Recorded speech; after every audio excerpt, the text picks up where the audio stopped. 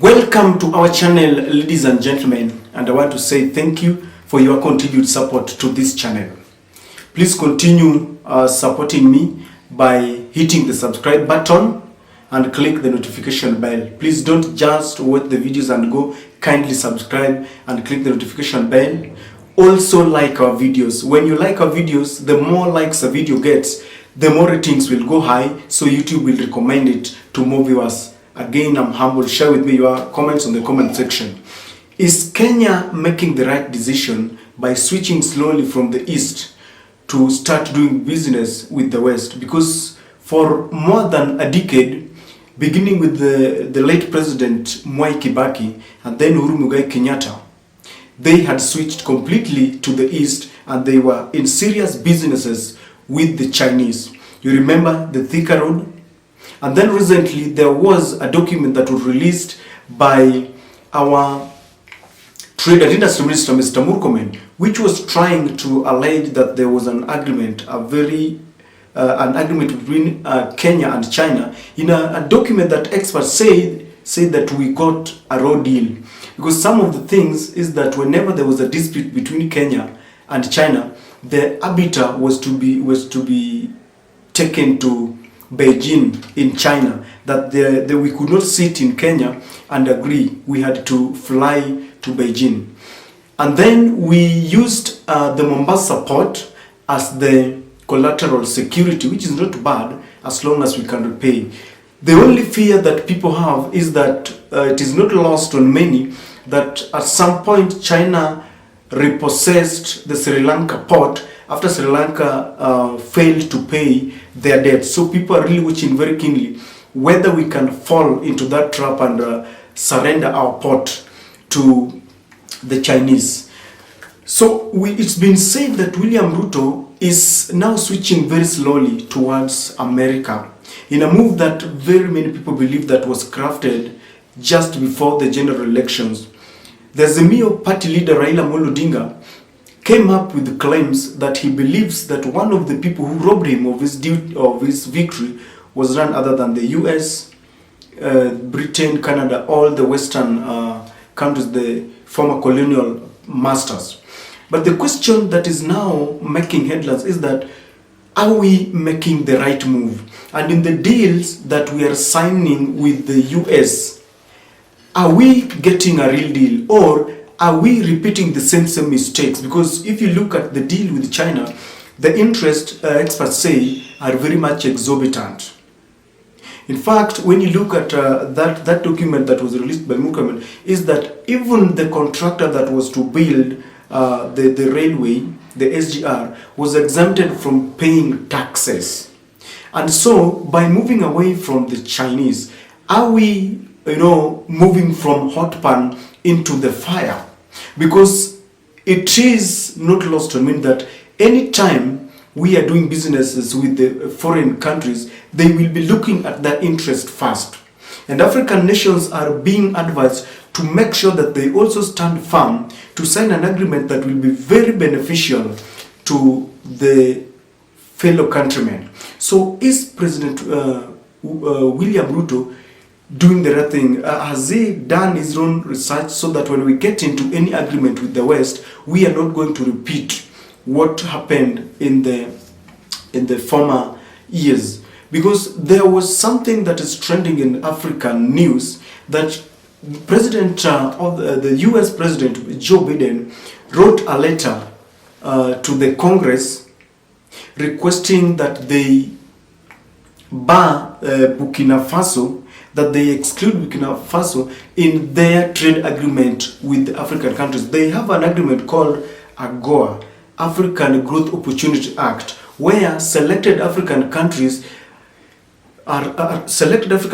do businesses, enjoy some business with the US. They can import some products on reduced tax rate, and America will also be importing and exporting goods with the selected countries. Now, one of the things and the conditions that have been put forward is that the countries must respect the rule of law and must respect human rights.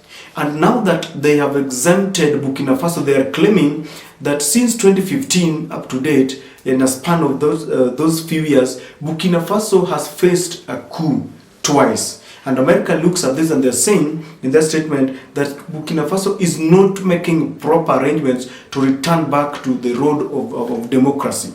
And very many African fellows have been angered by this because they are saying that America, the USA, has got double standards.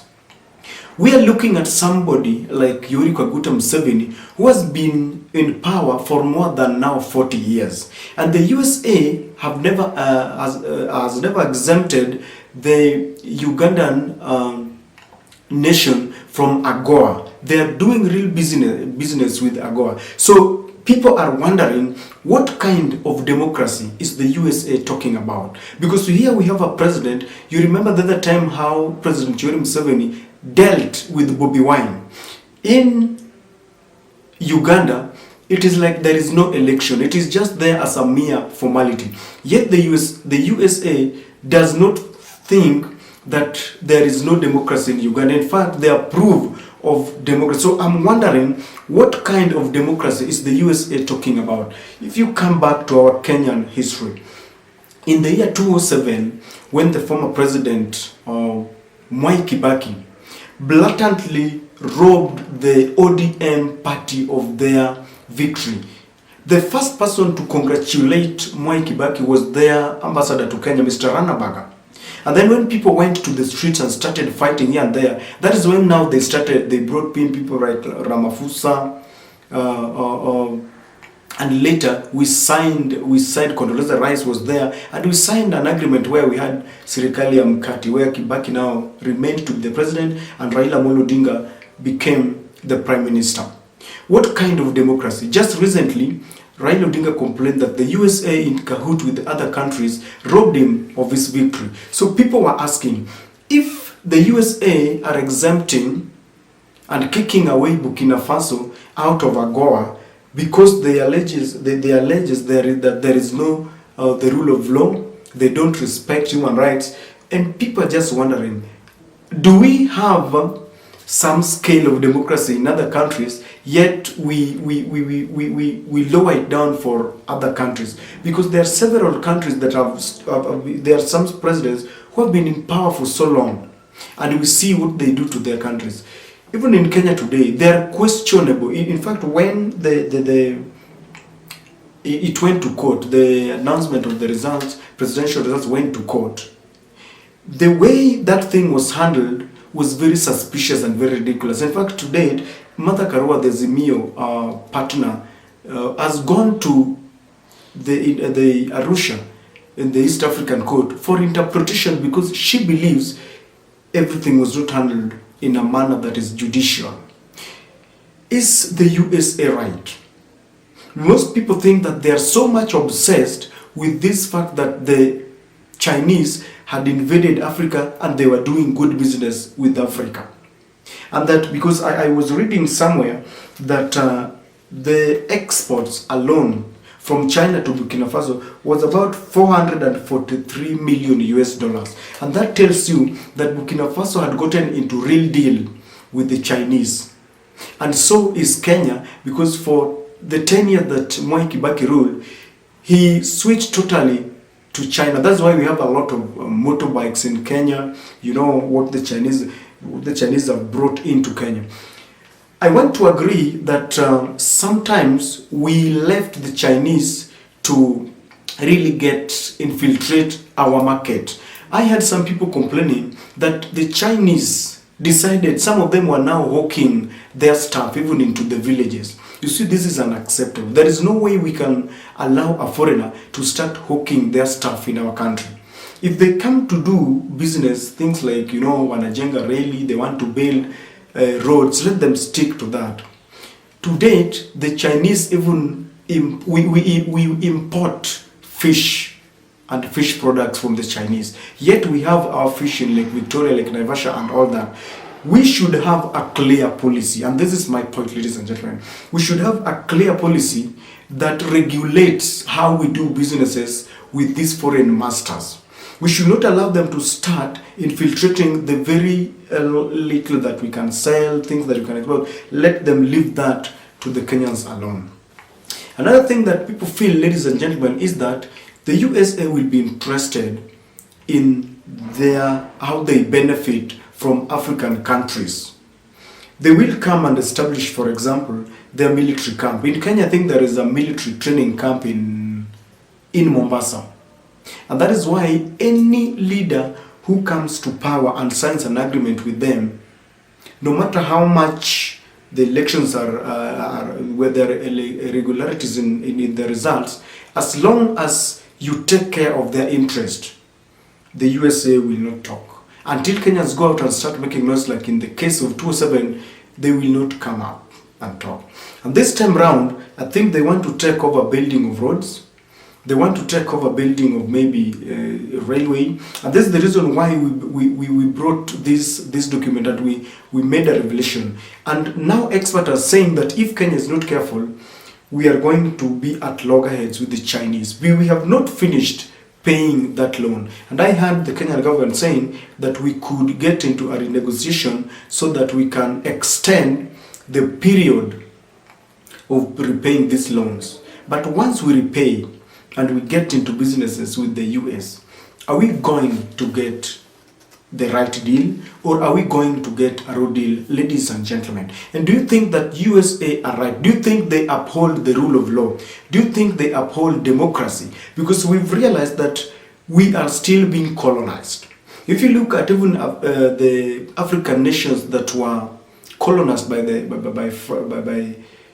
French colonies, France still imposes a lot of things, their rules on them. In France will decide who becomes the president, just the same way the USA decides indirectly who becomes the president in Kenya. In fact, I'm telling you, if you look at things like GMO, we had a clear policy that had banned the GMO under the Uhuru Kenyatta administration, but barely 100 days into power, we are infiltrating GMO in our country without a clear policy. Because a friend of mine analyzed and was telling me that in the USA, where the GMO product is rampant, they have a clear policy where you have to clearly indicate that this is GMO, so that when someone is going to buy a product, he is not taken by surprise. It is indicated. Do we have such a law in Kenya where we say this is organic product, this is a GMO product? And very many people feel that even before we start signing proper deals with the US, they are already infiltrating our market with their GMO things. I understand that in the US their shelves are empty because all the GMO products are being dumped into Africa. Africa has become a dumping site. In fact, Kenya is now one of them. Do you think we should have a conversation around the GMO products so that even our parliamentarians can debate on this so that we can have a clear policy? It's not bad, but we need to understand what are the benefits and what are the disadvantages and how can we handle it, because we cannot allow Kenya to become a dumping site. I also understood sometimes back that the Chinese are making machines, electronics and all that, and I understand that some of whatever they are dumping in Kenya and in Africa are substandard. The third rate, the first class are going to maybe Europe and all that. Should Kenya and by extension Africa sit down, because we elect leaders to legislate, to make laws that govern us? Should we have a national conversation around our foreign trade policies, so that before a president signs an agreement with maybe Canada, US, China, we know we have a clear policy that will guide that for us to do business, this is how we are going to benefit. So that we don't just get, because now we have our loans is getting into trillions of shillings. If we bump into another agreement without proper calculation, proper consultation with experts, I will tell you, we are not going to benefit. Well, the only thing that will change is that we have changed from China and we are now doing business with the US. And from the way things look, I'm used to calling William Ruto deputy because I was used to him. He was very active as a deputy president. Our president, William Ruto, has changed and he has switched camps, and he is now doing real businesses. It's coming, it's in the offing, we cannot avoid it. It is not bad to do business with the West, and I must repeat that. If William Ruto sits down with the experts, people like Ayub Ndei, and they evaluate the kind of agreements and the kind of pact that they want, and realize that Kenyans are going to benefit, so we should move. But the USA should also not offer double standards. When you kick out countries like the Burkinafaso from their trade agreements, look at African leaders who are extending their power beyond years that are required. Recently, we had a conversation where some MP said that we should even change our constitution to remove the term limit. You know, it is very suspicious if such statements are being made. So let the USA not offer double standard. Those who rig elections, those who extend their term limits, and where coups, there are several coups like in Burkina Faso, we support, but let them offer the same standard for all African countries. And let African countries have a very good foreign policy so that before they start doing businesses with these foreigners, they should know. If the foreigners are eyeing the oils, because we have oil wells in Kenya, like in Turkana, let us have a good deal where if they come to exploit this oil and the natural resources, let us also be beneficiaries. We have seen Congo that has got several minerals, but Congo is the poorest country. Why? The foreigners have invaded, and they want to set leaders against each other, so they fight. There is a lot of fighting in Congo, so that they do not benefit, even though Congo is one of the naturally endowed nations with minerals. Ladies and gentlemen, this is a conversation that we must kick off, so that we don't get a road deal, so that we get into trade agreements that will be beneficial to Kenyans. I don't know what you think.